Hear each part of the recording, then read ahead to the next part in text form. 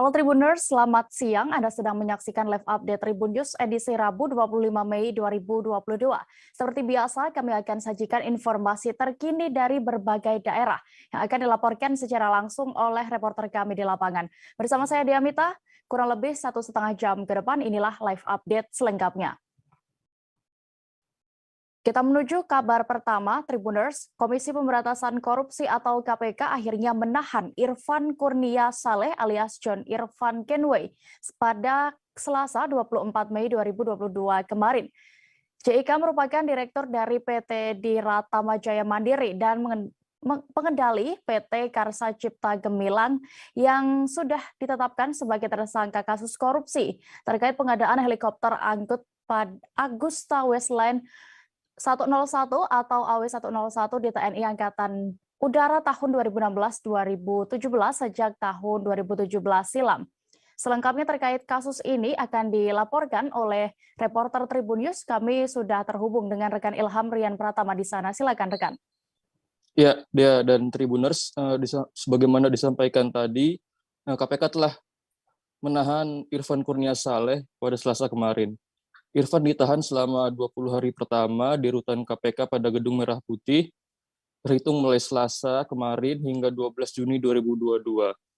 Dea, sebagai informasi, Irfan sebelumnya sempat mengajukan gugatan pra-peradilan terhadap penetapan tersangka terhadap dirinya. Namun Hakim pra-peradilan menolak gugatan Irfan, sehingga KPK langsung menahan yang bersangkutan.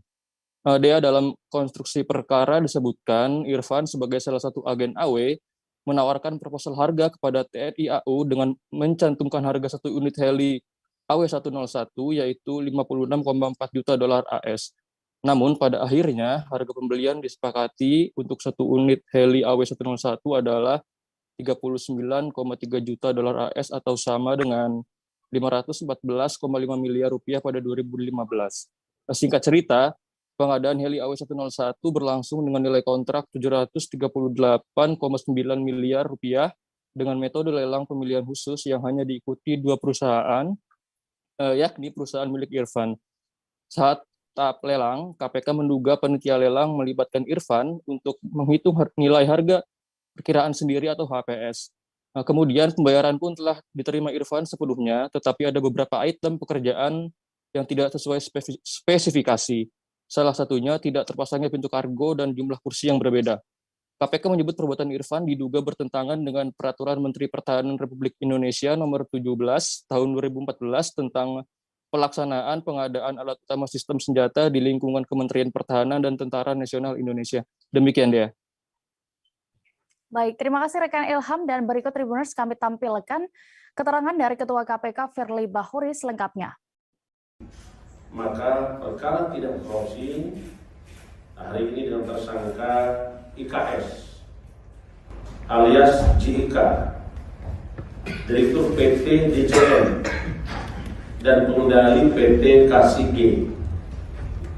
Setelah penyidik menemukan bukti yang cukup, maka penyidik berkeyakinan sudah memiliki bukti yang cukup dan melakukan pemeriksaan 30 saksi dan mengumpulkan beberapa bukti lainnya. Tim penyidik melakukan upaya paksa terhadap IKS. Kita beralih ke Provinsi Bangka, Tribuners. Harga jual minyak goreng di Pasar Pangkal Pinang terpantau mulai turun saat ini. Sebelumnya harga minyak goreng di Pasar Pagi Pangkal Pinang untuk jenis Fortune kemasan yakni seharga Rp24.000 per liter, sedangkan saat ini turun menjadi Rp21 per liternya. Bagaimana terkait kondisi terkini di sana? Harga minyak goreng akan dilaporkan lebih detailnya oleh rekan Sela Agustika, reporter Bangka.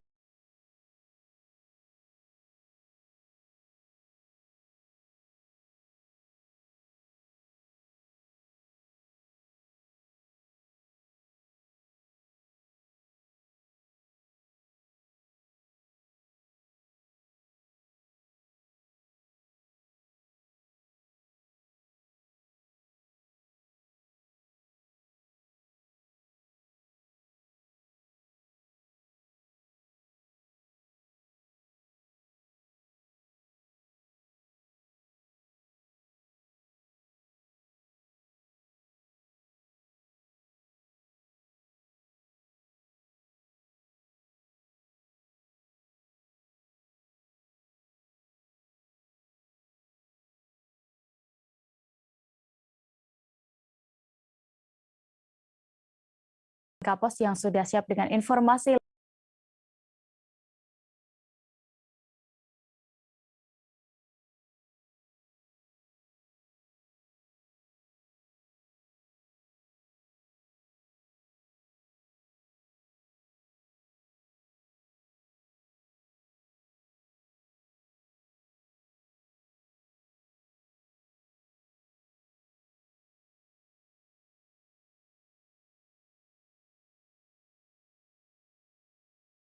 Telah terjadi penurunan dari harga sebelumnya, di mana untuk di pasar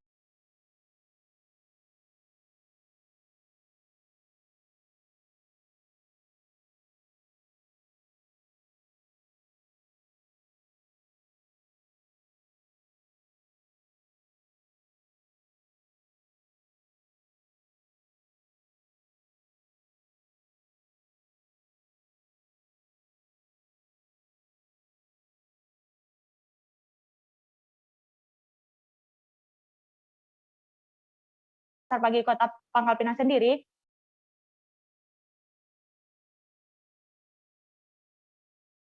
harga minyak goreng saat ini berada di kisaran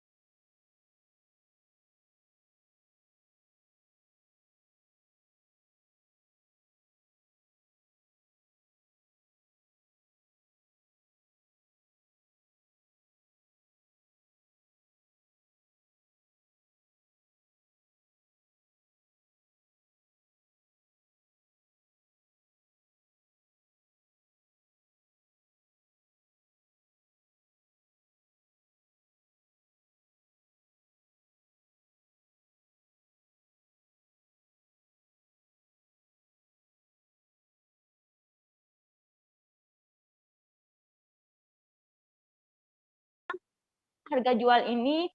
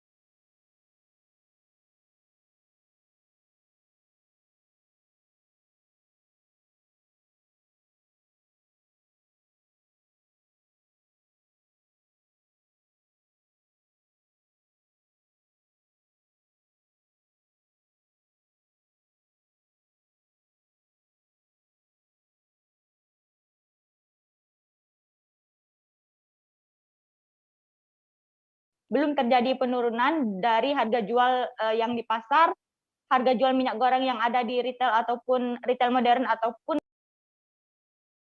retail lokal di Pangkal Pinang ini sendiri masih dijual dengan harga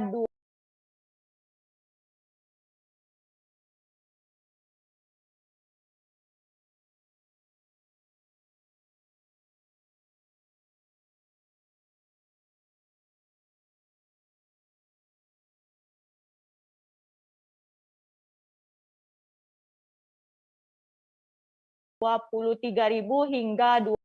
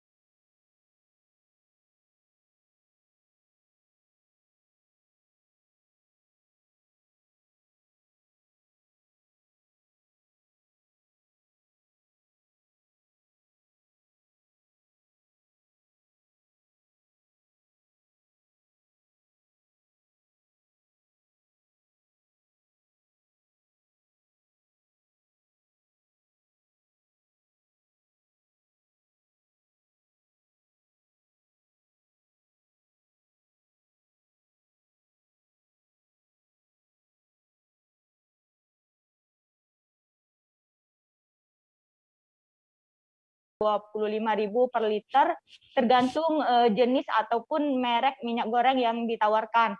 Nah, untuk stok minyak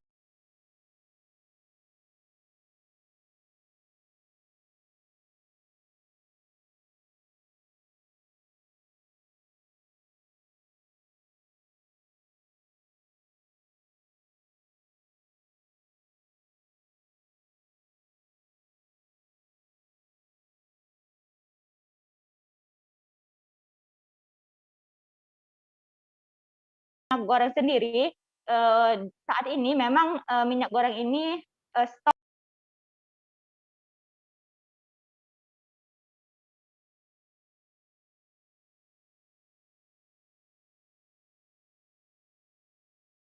yang ada di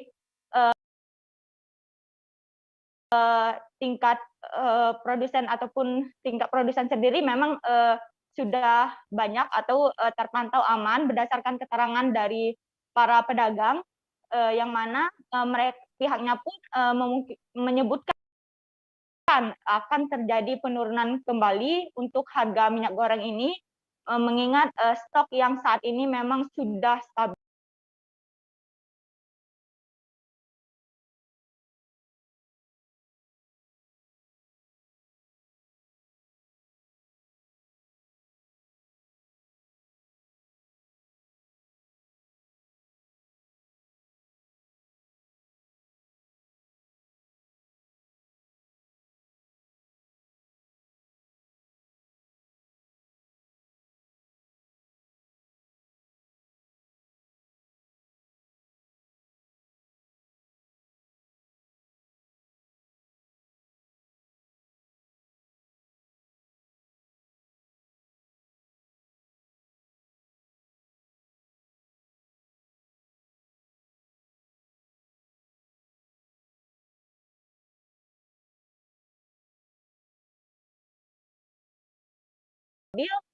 Sudah stabil kembali, mereka pun berharap untuk harga jual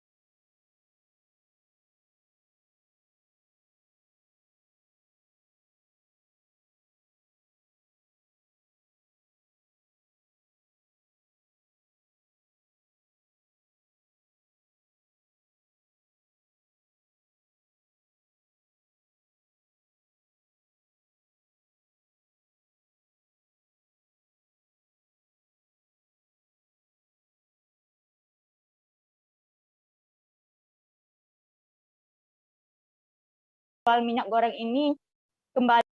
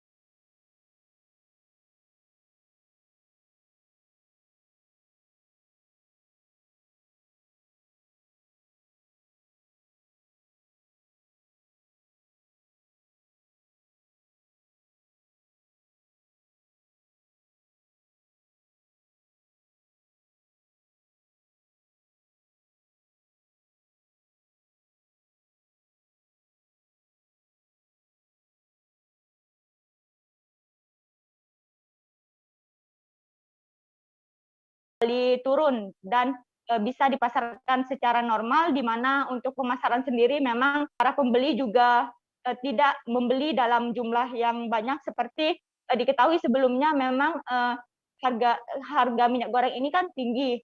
Nah, untuk pembelian sendiri memang warga ini membeli karena panik buying, di mana mereka ini membeli dalam jumlah yang banyak. Nah, untuk pembelian sendiri saat ini tidak ada dibatasi, mengingat stok ketersediaan minyak goreng ini sendiri sudah aman. Nah, untuk di retail modern ataupun di retail lokal yang ada di Kota Pangkal Pinang sendiri, minyak ini masih dalam harga yang stabil, di mana mereka ini masih belum mengetahui apakah akan terjadi penurunan untuk harga minyak ini, namun dipastikan stok minyak ini aman hingga seterusnya. Baik, Dea, seperti itu, Dea. Terima kasih. Baik, terima kasih rekan Sila Agustika untuk laporan Anda. Selamat kembali bertugas. Kita beralih ke informasi berikutnya. Ribuan warga Pulau Morotai, Maluku Utara membanjiri kawasan Bandara Pitu Morotai pada Selasa 24 Mei 2022 kemarin. Ternyata kehadiran mereka di sana untuk menyambut kedatangan mantan Bupati Morotai, Rusli Sibua. Diketahui Rusli Sibua disambut warga Bak Raja setelah sekian tahun di penjara karena tersandung kasus korupsi. Selengkapnya akan dilaporkan reporter Tribun Ternate, ada rekan Fizri Nurdin di sana yang akan melaporkan selengkapnya. Silakan rekan Fizri. Terima kasih dia, sahabat Tribuners. Jadi pada kemarin ribuan warga Pulau Morotai, Maluku Utara menyambut meriah kedatangan mantan Bupati Morotai, Rusli Sibua. Rusli Sibua sendiri disambut warga Bak Raja setelah sekian tahun di penjara dengan tersandung kasus suap mantan Ketua MK Akil Mokhtar, transaksi pilkada pada tahun 2011, dan menjabat bupati pada periode 2011-2016. Sementara ditetapkan tersangka pada tahun 2016. Menjabat kurang lebih bupati kurang lebih 3 tahun. Selain itu, kedatangan mantan bupati di Kabupaten Pulau Morotai ini juga tujuannya berziarah kubur orang tua, bersih juga ingin bersilaturahmi dengan sanak saudara serta masyarakat. Informasi yang beredar silaturahmi tersebut dirangkaikan dengan halal bilhal. Rusli sendiri meninggalkan Pulau Morotai sejak tahun 2018 akibat tersandung kasus suap. Pantauan Tribun Ternate pada Selasa kemarin sekitar pukul 13.40 waktu Indonesia Timur, mantan Bupati Morotai itu tiba di Bandara Pitu dengan menaiki pesawat Wings Air. Ada ratusan warga standby di Bandara Pitu menyambut kedatangan Rusli Sibua. Dari Bandara Pitu, ratusan warga menggunakan kendaraan baik roda 2 maupun roda 4 langsung menuju ke kediaman Rusli Sibua. Sepanjang jalan warga melambaikan tangan menyambut kedatangan mantan Bupati Morotai itu. Sebelum menuju ke rumah, Rusli diarak-araki keliling kota Daruba. Begitu sampai di jalan raya Desa Gotalamo, tepatnya di Desa Gotalamo, Rusli Sibua diturunkan dari mobil lalu jalan kaki menuju kediamannya. Begitu sampai Rusli Sibua diangkat salah seorang warga hingga masuk ke rumahnya sambil diiringi dengan tarian adat Tidek-Tidek atau tarian Tobelo Galela, Maluku Utara. Tribun Ternate.com coba menanyakan perihal kedatangan kepada Rusli Sibua. Dia mengaku pulang kampung karena sangat rindu dengan warga Morotai. Kedatangan Rusli Sibua di Morotai itu juga bertepatan dengan berakhirnya masa jabatan Bupati Morotai, Beni Laos, dan Wakil Asrun Padoma. Ditanya terkait dengan keinginan apakah maju di Pilkada tahun 2004, sejauh ini Rusli sendiri belum memberikan komentar banyak. Itu saja yang saya sampaikan. Saya kembalikan ke studio dia. Terima kasih. Baik. Tribuners rekan Fizri juga sudah berhasil mendapatkan keterangan dari mantan Bupati Morotai, Rusli Sibua. Berikut informasi lengkapnya. Saya pulang kampung dalam suasana bahagia lah. Suasana bahagia? Nah, ini saya pulang kampung ya. Apakah ada tujuan lain? Udah lama saya yang tidak pulang ke kampung halaman ini. Kurang lebih 8 tahun kan. Sekarang saya pulang di sana ada kegiatan masyarakat yang begitu biasa. Dan saya sekarang sudah terharu dan bangga. Terharu dan bangga. Terima kasih. Bahwa itu Penyidik Tipikor di Reskrimsus Polda Sulawesi Utara menetapkan 3 tersangka kasus korupsi dana penanganan dampak ekonomi COVID-19 pada Dinas Pangan dan Setda Kabupaten Minahasa Utara tahun anggaran 2020. Perbuatan pelaku mengakibatkan kerugian keuangan negara lebih dari 61 miliar rupiah. Bersamaan dengan barang bukti, ketiganya digiring ke Kejaksaan Tinggi Sulut. Selengkapnya, terkait kasus ini akan dilaporkan rekan Randy Umar, reporter dari Tribun Manado yang sudah siap dengan informasi lengkapnya. Silakan rekan. Oke, baik Dea dan seluruh Tribuners di manapun Anda berada yang menonton video ini. Dan saya dari Manado mau melaporkan hasil liputan saya kemarin terkait dengan 3 tersangka korupsi dana COVID Minahasa Utara yang pada tahap kemarin telah memasuki tahap P21 atau penyerahan tersangka dan barang bukti yang sebelumnya penyidikan ini dilakukan di Polda Sulawesi Utara. Kini penyidikan ini sudah dilimpahkan, berkas-berkasnya telah dilimpahkan ke Kejaksaan Tinggi Sulawesi Utara. Nah, memang ada dari hasil baru yang terungkap dan dari pengakuan dari di Reskrimsus Polda Sulawesi Utara Kombes Pol Nasriadi, mereka menyebut di dalam kasus korupsi ini ternyata juga ditemukan adanya kasus pencucian uang. Kasus pencucian uang ini terungkap dari hasil penyidikan yang dilakukan oleh Polda Sulawesi Utara. Nah, menariknya Dea dan Tribuners, nama mantan Bupati Foni Anekepamunan beberapa kali disebut-sebut akan terseret pada kasus ini. Seperti Tribuners tahu juga bahwa mantan Bupati ini sementara berada dalam penjara dalam kasus korupsi pemecah ombak minut. Namun ternyata dalam kasus korupsi dana COVID ini, mantan Bupati Foni Panembahan ini diduga juga terlibat dalam kasus ini. Nah, waktu saya tanya kepada pihak di Reskrimsus, mereka menyebut bahwa memang sejauh ini masih dalam proses penyelidikannya. Untuk masalah tersangka, mereka belum bisa memastikan secara pasti. Namun ada penyuluh atau disinyalir Bupati Foni akan termasuk atau akan bergabung bersama 3 tersangka ini. Nah, sejauh ini memang untuk selengkapnya bagaimana pengembangan kasus ini, Polda Sulawesi Utara berjanji bahkan menegaskan juga bahwa memang akan ada penambahan tersangka dan berharap kasus ini bisa cepat selesai agar tuntas dan dilimpahkan ke Kejaksaan Tinggi Sulawesi Utara. Terima kasih Dea dan Tribuners, itulah laporan saya dari Kota Manado, Sulawesi Utara. Baik, terima kasih rekan Randy Umar untuk informasi Anda. Selamat kembali bertugas. Kita beralih ke informasi berikutnya. Kejaksaan Tinggi Provinsi Sulawesi Barat menetapkan tersangka baru kasus korupsi pembangunan lembaga pemasyarakatan perempuan kelas 3 Mamuju tahun anggaran 2018. 1 orang tersangka baru tersebut berinisial AAY yang menjadi tersangka kelima dalam proyek tersebut. Selengkapnya akan dilaporkan reporter Tribun Sulbar. Sudah ada rekan Abdul Rahman yang tersambung bersama kami. Silakan rekan. Ya, baik dia dan Tribuners dimanapun Anda berada, bahwa benar sekali adanya bahwa Kejaksaan Tinggi Sulawesi Barat telah menetapkan tersangka baru kasus korupsi proyek pembangunan lembaga pemasyarakatan perempuan kelas 3 Mamuju, di mana tersangka ini berinisial AAY yang merupakan tersangka kelima dari 4 tersangka yang sebelumnya ditetapkan tersangka pada korupsi pembangunan proyek LPP kelas 3 Mamuju ini, di mana dalam modus AAY ini dari bahwa AAY dan CP Cipta Persada Nusantara ini tidak melaksanakan pekerjaan selaku manajemen konstruksi secara optimal, sehingga pihak kejaksaan menemukan keganjalan ataupun kelakuan dari tersangka ini telah melakukan pengerjaan proyek yang tidak becus ataupun tidak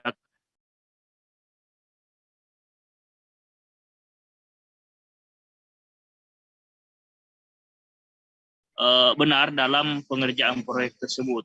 Karena dalam pengaduan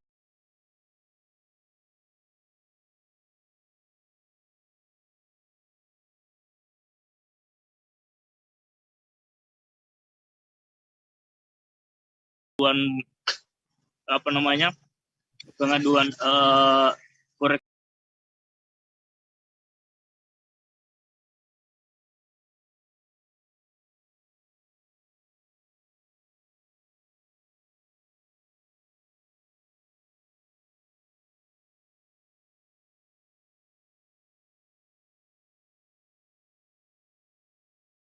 tersebut dari 5 orang ahli teknik yang diajukan dalam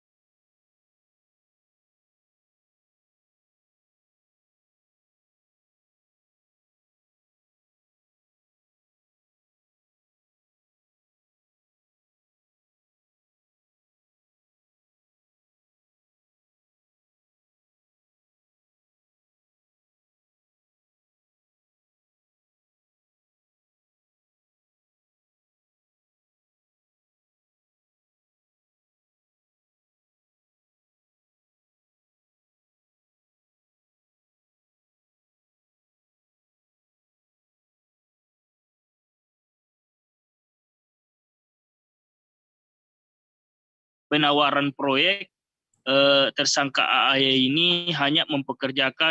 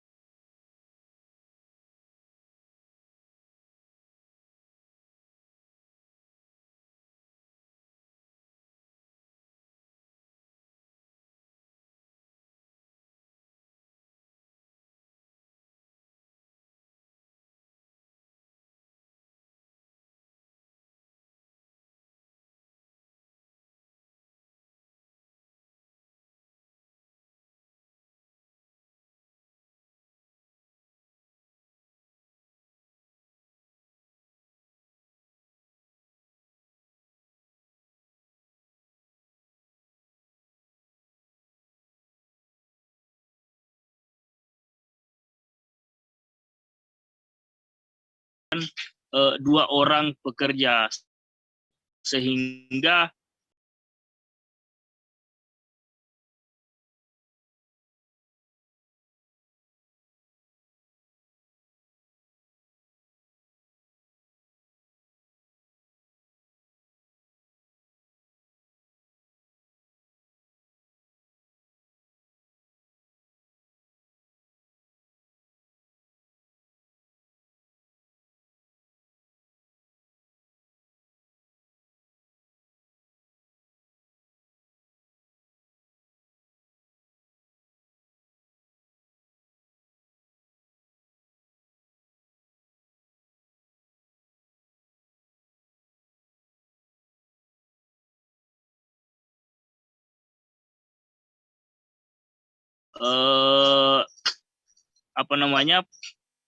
sehingga AAY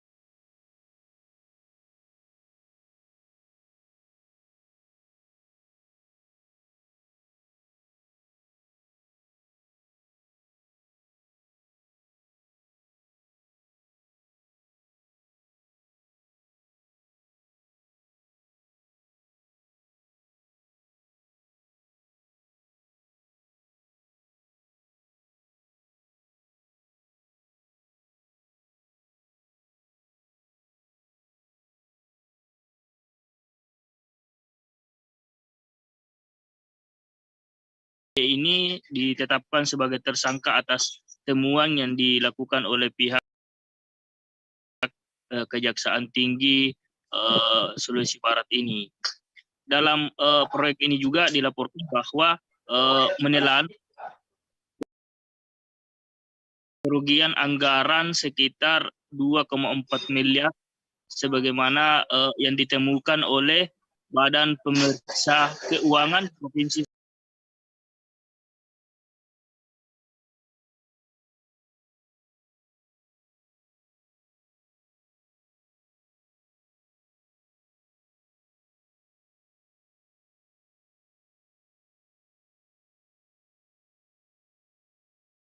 Sulawesi Barat. Sehingga tersangka ini setelah dilakukan pemeriksaan selama 12 jam, tersangka AAY ini sudah ditetapkan dan merupakan salah satu keterlibatan dalam aksi korupsi dalam pembangunan proyek LPP kelas 3 Mamuju ini. Pasal yang disangkakan oleh tersangka ini adalah pasal 3 Undang-Undang Nomor 31 Tahun 1999 tentang kasus tindak pidana pemberantasan korupsi. Kemudian pada tersangka ini disangkakan pada pasal yang ancamannya hukuman di atas 5 tahun pada pasal 21 ayat 4 tentang kasus tindak pidana korupsi. Dan saat ini tersangka AY sedang sedang ditahan dalam rutan Kejari Kejaksaan Tinggi Sulawesi Barat. Demikian dia. Baik, terima kasih rekan Rahmat untuk laporan Anda dari Sulawesi Barat. Selamat kembali bertugas. Kita beralih ke Sumatera Selatan, Tribuners. Oknum polisi Muratara ditangkap Polres Lubuk Linggau karena melakukan tindak kasus asusila. Polisi itu berinisial Bribtu D yang berdinas di Polres Musirawas Utara. Mirisnya korban perbuatan bejat pelaku masih di bawah umur. Selengkapnya terkait kasus ini akan dilaporkan rekan Eko Heprodis, reporter Tribun Sumsel yang sudah siap dengan informasi lengkapnya di sana. Silakan. Halo Dea. Dapat kami kabarkan dari Kota Lubuk Linggau saat ini salah seorang oknum polisi yang berdinas di Kabupaten Musirawas Utara diamankan oleh Polres Lubuk Linggau pada Senin lalu atas dugaan kasus pencabulan anak di bawah umur. Pengungkapan kasus ini bermula saat Satreskrim Polres Lubuk Linggau mendapat laporan dari orang tua korban, tepatnya di wilayah Waterpang, Kota Lubuk Linggau. Saat itu orang tua korban ataupun keluarga korban mendatangi Polres Lubuk Linggau melaporkan bahwa anaknya telah dicabuli oleh seorang oknum polisi. Akhirnya pada Senin Polres Satreskrim Polres Lubuk Linggau kami langsung menangkap pelaku ya berdasarkan hasil visum yang diterima oleh Polres Lubuk Linggau menyatakan bahwa anak tersebut memang dicabuli oleh pelaku. Setelah dilakukan interogasi dan dilaksanakan penyelidikan, setelah ditangkap, akhirnya pelaku langsung dilakukan penahanan oleh Polres Lubuk Linggau dan ditetapkan sebagai tersangka kasus pencabulan. Saat ini pelaku sudah dilakukan penahanan di Polres Lubuk Linggau dan pihak Polres Lubuk Linggau sendiri berjanji akan mengusut kasus ini ataupun menindak kasus ini sesuai dengan peraturan yang berlaku meskipun tersangkanya merupakan seorang oknum polisi. Demikian dia. Baik, Tribuners, terkait kasus ini juga rekan Eko sudah melakukan wawancara bersama Kapolres Lubuk Linggau AKBP Harisandi. Berikut keterangan lengkapnya.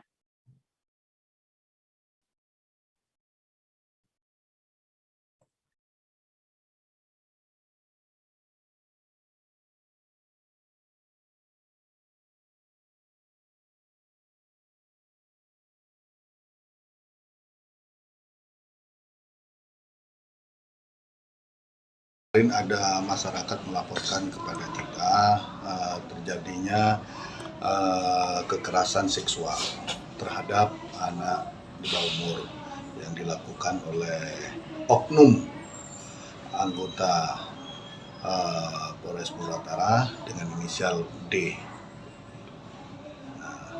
Terus orang tua korban melapor ke Polres. Yang bersangkutan diamankan.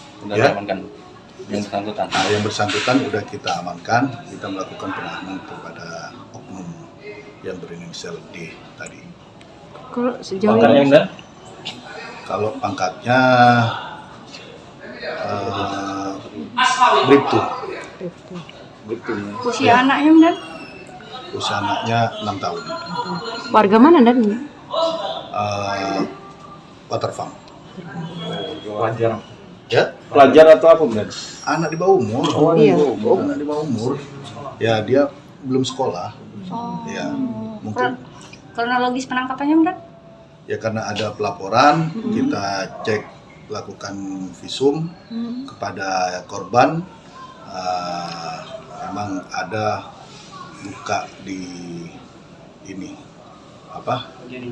kemaluan dari anak tersebut. Ya. Sudah lama, Apa ya? Kejadiannya sudah 2 minggu yang lalu. Di mana, Dan? Di rumah. Di rumah korban. Ya. Kabar selanjutnya datang dari Jawa Timur. Detasmen Khusus 88 Mabes Polri menangkap seorang pemuda yang diduga menjadi simpatisan ISIS. Penangkapan dilakukan di sebuah rumah kos berlantai 3 yang terletak di kawasan Kelurahan Dinoyo, Kecamatan Lawokwaru, Kota Malang. Mabes Polri membenarkan adanya penangkapan terduga teroris di Kota Malang tersebut yang merupakan seorang mahasiswa. Terkait ini selengkapnya akan dilaporkan reporter Tribun Jatim. Kami sudah terhubung dengan rekan Kukuh Kurniawan yang siap dengan informasi lengkapnya di sana. Silakan. Ya, terima kasih rekan Dea. Bisa saya jelaskan terkait tentang penangkapan mahasiswa terduga teroris yang dilakukan oleh Densus 88 di wilayah Kota Malang. Jadi penangkapan tersebut terjadi pada Senin tanggal 23 Mei kemarin di sebuah rumah kos berlantai 3 yang terletak di Jalan Dinoyo Permai Timur, Kafling 2 nomor 7, Kelurahan Dinoyo, Kecamatan Lawokwaru, Kota Malang. Menurut Ketua RW setempat, Maki Kriswanto, penangkapan terduga teroris tersebut dilakukan oleh tim Densus 88 Mabes Polri pada pukul 12 siang. Dan ketika dia ikut oleh petugas untuk melakukan ikut menyaksikan penggeledahan di rumah kos dari terduga teroris tersebut, dari kamar kos terduga teroris tersebut, ditemukan sejumlah barang bukti berupa 1 laptop, 1 flash disk, anak panah beserta busurnya, 2 pisau komando berukuran besar dan kecil, serta beberapa buku-buku berjudul radikalisme, 3 bendera hitam dengan tulisan berwarna putih, terdapat kalimat tauhid, serta sebuah paspor, 1 paspor berwarna hijau. Dan menurut dari Kepala Biro Penerangan Masyarakat Divisi Humas Polri, Brigjen Pol Ahmad Ramadan, tersangka yang terduga teroris yang ditangkap itu berinisial IA, 22 tahun, dan merupakan seorang mahasiswa di salah satu perguruan tinggi di Kota Malang. IA ditangkap karena diduga telah terlibat dalam berbagai tindak pidana terorisme, yaitu yang bersangkutan telah melakukan pengumpulan dana untuk membantu ISIS di Indonesia, lalu yang kedua mengelola media sosial dalam rangka penyebaran materi-materi ISIS terkait tindak pidana terorisme, dan yang ketiga yang bersangkutan merupakan selalu berkomunikasi secara intens dengan tersangka dari kelompok JAD atas nama MR yang sudah ditangkap. Dan menurut Brigjen Pol Ahmad Ramadan ini, terduga teroris yang di Kota Malang IA ini juga akan merencanakan amaliyah terhadap fasilitas umum dan kantor-kantor polisi. Dan saat ini tersangka IA telah ditahan dan masih menjalani pemeriksaan oleh penyidik Densus 88 Mabes Polri. Begitu rekan Dea. Baik, terima kasih rekan Kukuh Kurniawan untuk laporan Anda dari Malang. Selamat kembali bertugas. Kita beralih ke informasi berikutnya, Tribuners. Balai Besar Konservasi dan Sumber Daya Alam atau BKSDA Riau melakukan translokasi terhadap 2 ekor gajah Sumatera. 2 ekor satwa bongsor ini dilindungi, dipindahkan ke luar daerah Provinsi Riau. Selengkapnya terkait kegiatan ini dan juga di mana dipindahkannya kedua gajah tersebut akan diinformasikan rekan Rizky Armanda, reporter dari Tribun Pekanbaru. Silakan rekan. Iya, baik. Terima kasih Dea. Seperti yang sudah disampaikan tadi bahwa tim dari BBKSDA Provinsi Riau melakukan translokasi terhadap 2 satwa gajah liar Sumatera ke luar daerah Provinsi Riau. Dan untuk diketahui bahwa translokasi dalam istilah konservasi kehidupan liar merupakan proses penangkapan, pemindahan, pembebasan atau introduksi spesies, habitat atau material ekologi lain dari suatu tempat ke tempat lainnya. Dan untuk kegiatan translokasi sendiri dilakukan pada hari Senin kemarin, di mana posisi terakhir gajah berada di Desa Teluk Sungkai, Kecamatan Kuala Cenaku, Kabupaten Indragiri Hulu. Dan mereka sudah berada di daerah itu sejak Februari 2022 pasca terpisah dari kelompoknya. Dan disebutkan oleh Kepala Balai Besar Konservasi dan Sumber Daya Alam Riau, Vivin Arfiana Jogasara, bahwa sebelumnya pihaknya bersama instansi terkait mulai dari TNI, Polri, dan juga BPBD setempat telah melakukan upaya mitigasi terhadap 2 ekor gajah ini. Namun upaya tersebut tampaknya tidak berhasil dan sehingga diputuskan bahwa 2 ekor gajah itu harus dilakukan translokasi dengan dipindahkan ke daerah konservasi lainnya di luar Provinsi Riau.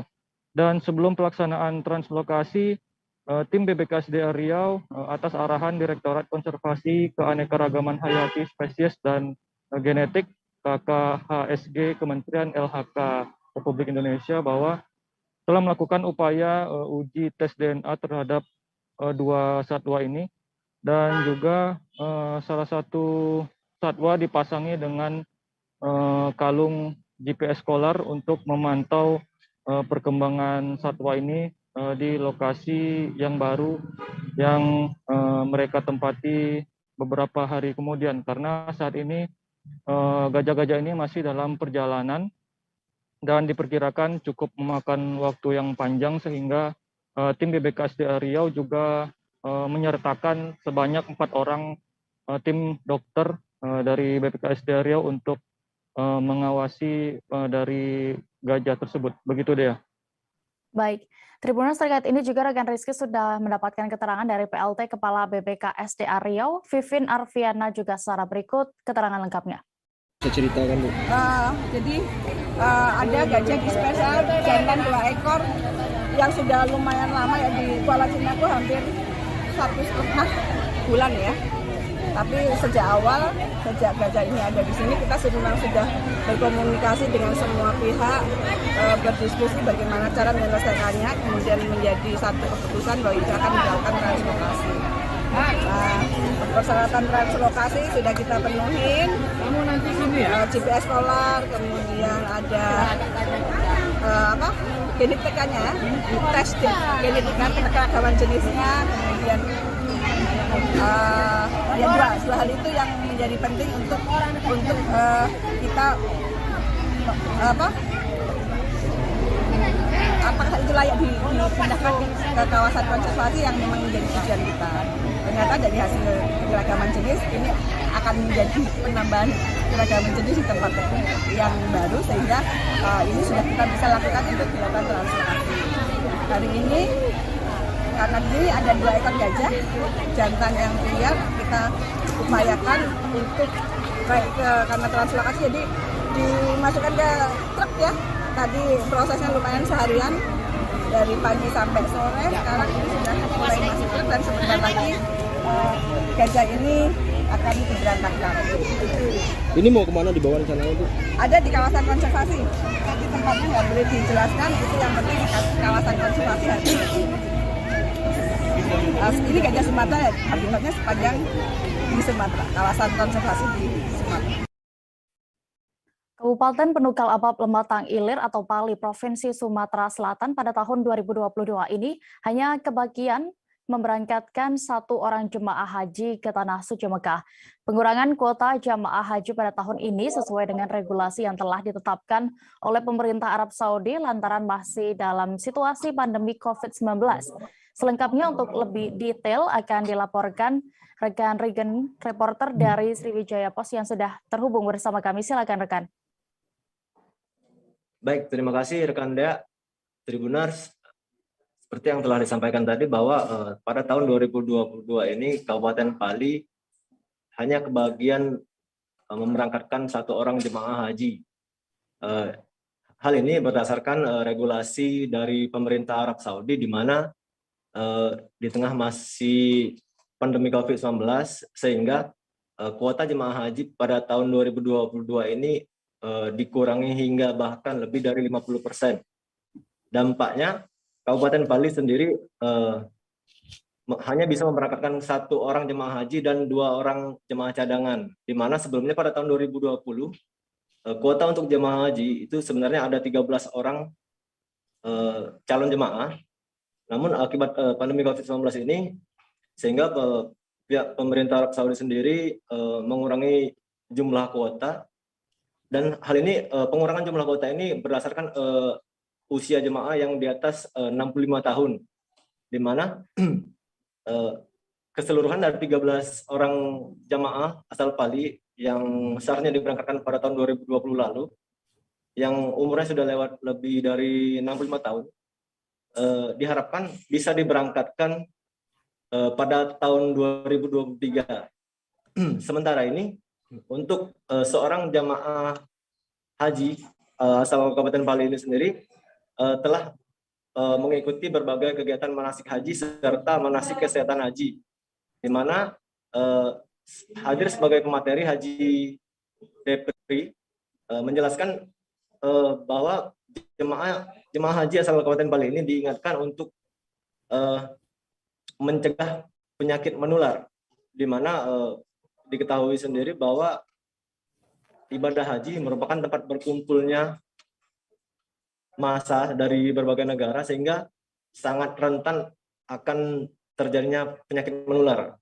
Tidak hanya ditularkan dari manusia, namun juga penyakit menular juga bisa ditularkan dari hewan, sehingga diingatkan agar jemaah haji asal Pali sendiri agar menghindari foto selfie dengan unta seperti itu. Kemudian manasik kesehatan haji juga terus dilakukan baik tingkat kabupaten maupun kecamatan. Untuk seorang jemaah haji sendiri, seluruh yang merupakan seorang perempuan dan 2 orang jemaah cadangan menyatakan bahwa proses keseluruhan manasik haji sudah diikuti sepenuhnya. Persiapan mental maupun fisik juga hingga kini terus ditingkatkan, di mana masa isolasi atau masuk sebelum karantina itu lebih dipersingkat, sehingga sebelum dilakukan isolasi terlebih dahulu dilakukan tes COVID-19. Apabila positif, maka jemaah tersebut akan digantikan dengan jemaah cadangan. Demikian, rekan Dea.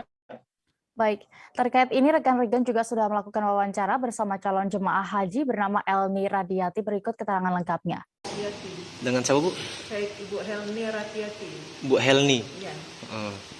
Bu, kita persiapannya sendiri, Bu, untuk berangkat haji ini apa saja, Bu, yang sudah dipersiapkan seperti itu? Alhamdulillah 90% sudah siap untuk persiapan berangkat. Mental seperti itu, kesehatan gitu, Bu? Iya. Kita daftarnya udah berapa lama gitu, Bu, nunggunya, Bu? Kurang lebih 10 tahun ya, 2012. 2012, Pak, ya. Kemarin kan ada dua tahun nih nggak berangkat nih. Iya. Sekarang gimana rasanya, Bu? Alhamdulillah kita berangkat tahun ini. Untuk persiapan tapi sudah, Bu, ya, manasik. Alhamdulillah. Udah ya. Vaksin kesehatan gitu. Alhamdulillah sudah semua. Vaksin sudah. Ibu suaminya, Pak, ya? Iya. Suaminya siapa namanya, Pak? Bapak Haruni. Bapak Haruni, Pak, ya? Haruni. Pak Haruni. Oke. Dari mana, Pak? Dari Tempat Agung. Kecamatan Rambang Meru. Korpolairut Bahar Kampolri menangkap kapal ikan asing di Selat Malaka dan illegal logging di Kalimantan Barat dan penggunaan bahan peledak di Balikpapan, Kalimantan Timur. Sejumlah barang bukti berupa 1 kapal KHF 1790, ikan campuran sebanyak 1 ton dan lainnya juga ikut diamankan dan disita dalam penangkapan kapal tersebut. Saat ini kami sudah terhubung dengan rekan Naufal Lanten, reporter dari Tribun News yang akan melaporkan informasi lengkapnya. Silakan rekan Naufal. Baik, Dea dan juga Tribuners, saat ini saya berada di markas Korpolairut di Tanjung Priok, Jakarta Utara. Dan tadi Dea dan juga Tribuners, Polair telah mengadakan konferensi pers yang mengungkap sejumlah tindakan yang melanggar hukum, yaitu pertama adalah illegal fishing atau penangkapan kapal ikan asing dari kapal yang diduga dari Malaysia. Hal itu karena bendera yang digunakan oleh kapal tersebut adalah bendera yang berasal dari Malaysia. Atas peristiwa tersebut, sejumlah barang bukti diamankan, yakni kapal KHF 1790, kemudian ikan campuran sebanyak 1 ton dan juga 1 unit ketral dan juga sejumlah dokumen. Adapun jumlah sosok yang ditangkap ialah seorang nahkoda dan 5 orang ABK yang berhasil ditetapkan sebagai tersangka. Adapun potensi kerugian negara yang berhasil diamankan atas kegiatan tersebut adalah sebanyak 27 miliar rupiah karena kegiatan illegal fishing tersebut telah dilakukan sudah selama 10 tahun belakangan. Kemudian Dia dan juga Tribuners, polisi juga menangkap pelaku illegal logging di perairan Sungai Desa Sukarja, Kecamatan Delta Pawan, Ketapang, Kalimantan Barat pada 19 Mei lalu. Adapun modus yang dilakukan adalah pelaku menarik kayu bulat log dirakit yang diduga berjenis meranti begitu dengan 2 kapal motor, yakni kapal motor Borneo 1 yang dinahkodai oleh S dengan ABK atas nama IH, dan juga sebuah kapal motor Borneo 2 yang dinahkodai oleh HA dengan ABK atas nama DF. Adapun potensi kerugian negara yang berhasil diamankan dari kegiatan illegal logging tersebut diperkirakan sebesar 23,2 miliar rupiah. Kemudian Dia dan juga Tribuners, Polair juga menangkap pelaku penangkapan ikan dengan menggunakan handak atau bom peledak yang dimasukkan ke dalam botol kaca. Dan atas peristiwa tersebut, polisi berhasil mengamankan 9 orang yang telah ditetapkan menjadi tersangka. Adapun potensi kerugian negara yang berhasil diamankan dari kegiatan ilegal tersebut diduga sebesar 7,26 miliar. Demikian dia dan juga Tribuners. Baik, terima kasih rekan Nova Lanten untuk laporan Anda. Selamat kembali bertugas. Kita beralih ke informasi berikutnya. Virus penyakit mulut dan kuku atau PMK yang menyerang hewan ternak tengah merebak di sejumlah daerah Indonesia.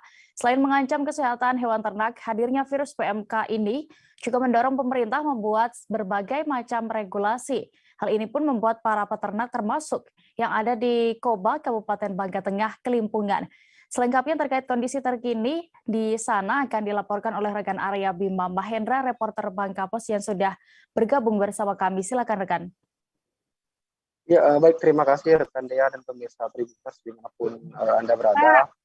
Pertama-tama perlu saya sampaikan bahwa memang kita ketahui bersama bahwa virus penyakit mulut dan kuku yang menyerang sejumlah hewan ternak, terkhususnya hewan ternak sapi, memang saat ini sedang marak-maraknya terjadi di Indonesia ya.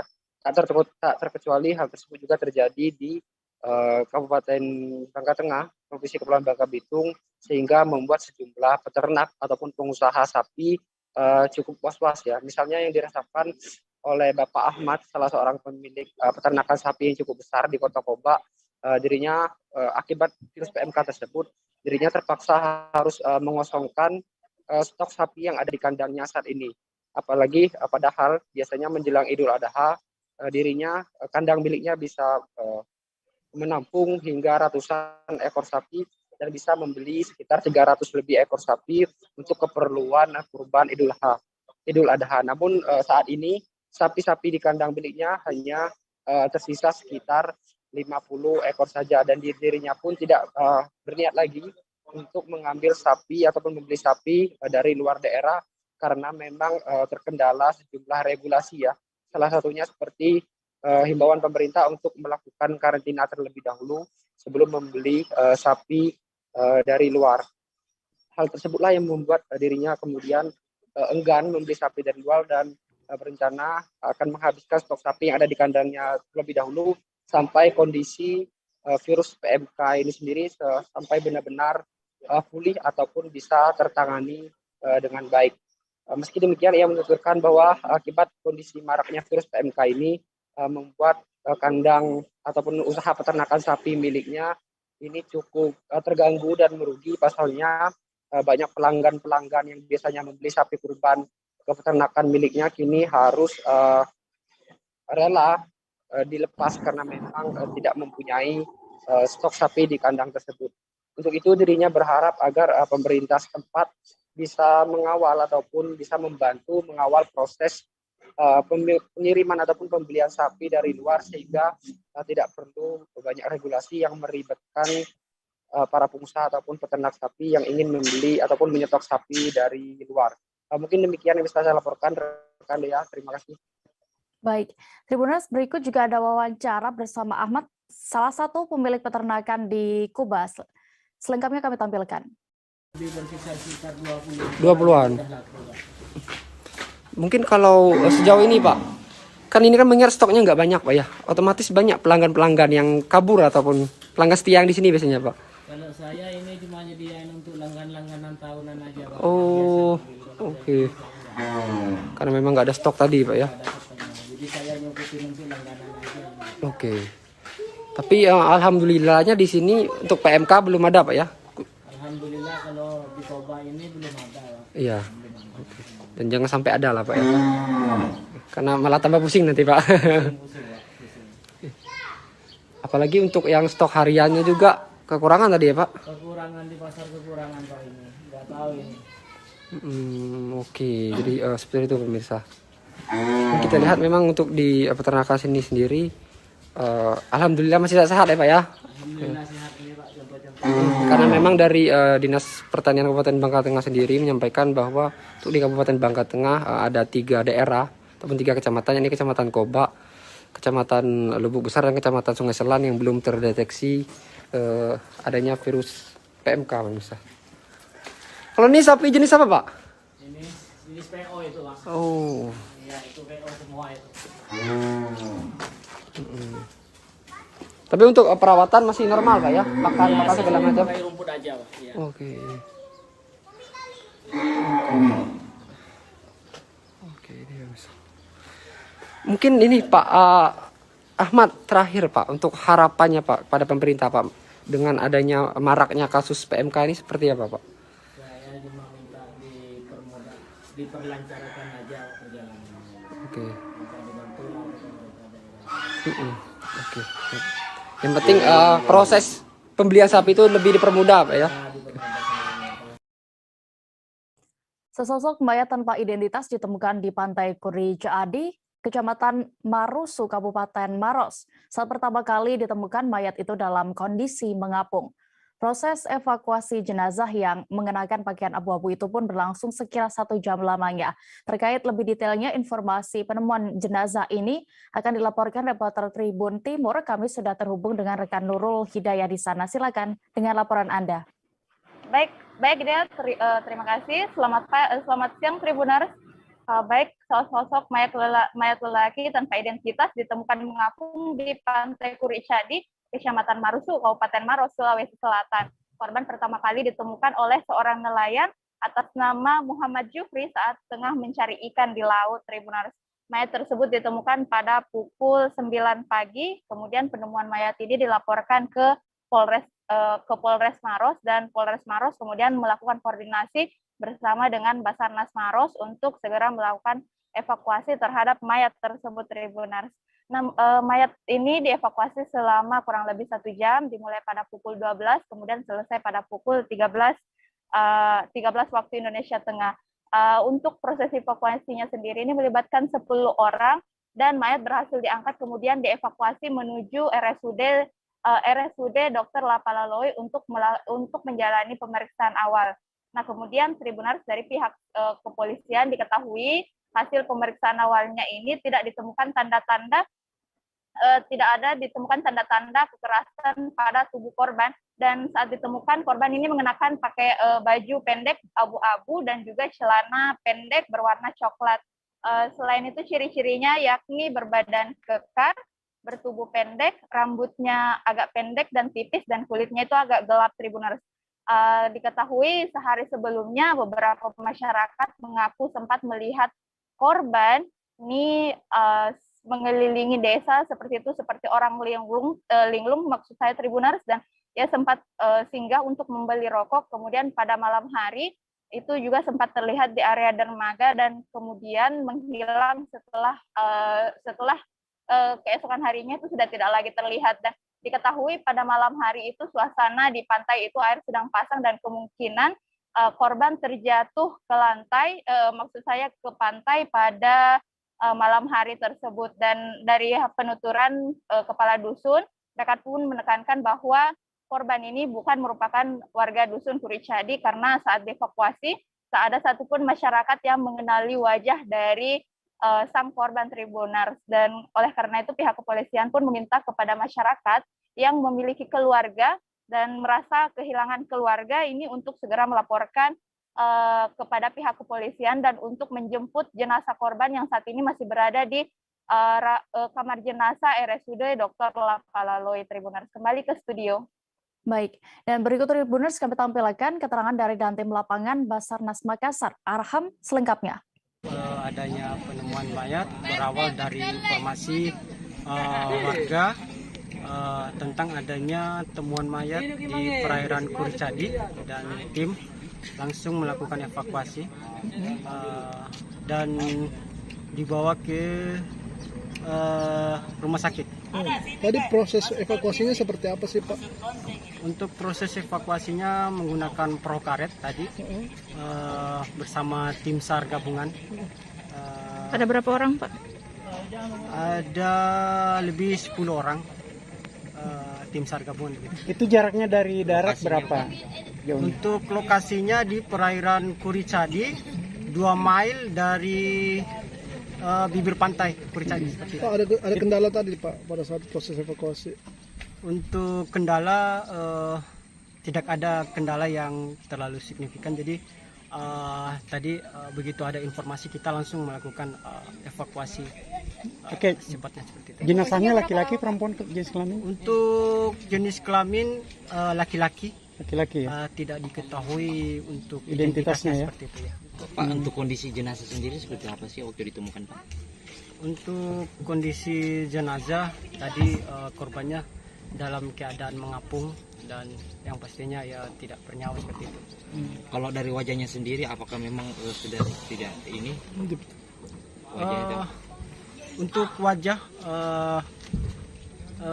ini belum terlalu detail kami untuk menyampaikan seperti itu. Pak, untuk ciri-cirinya sendiri pakaian yang digunakan si ini. Untuk pakaian tadi pakaiannya warna baju kaos tadi. Baju kaos warna hitam seperti itu. Seorang pelajar 14 tahun di Wonogiri, Jawa Tengah meninggal dunia setelah terlibat kecelakaan saat akan berangkat ke sekolah. Kecelakaan tragis itu terjadi di Jalan Raya Selogiri Bulu, tepatnya di Dusun Tenongan, Desa Jendi, Kecamatan Selogiri. Terkait kronologi lengkapnya, kecelakaan ini akan dilaporkan oleh rekan Erlangga Bima, reporter Tribun Solo yang sudah siap dengan informasi lengkapnya. Silakan rekan.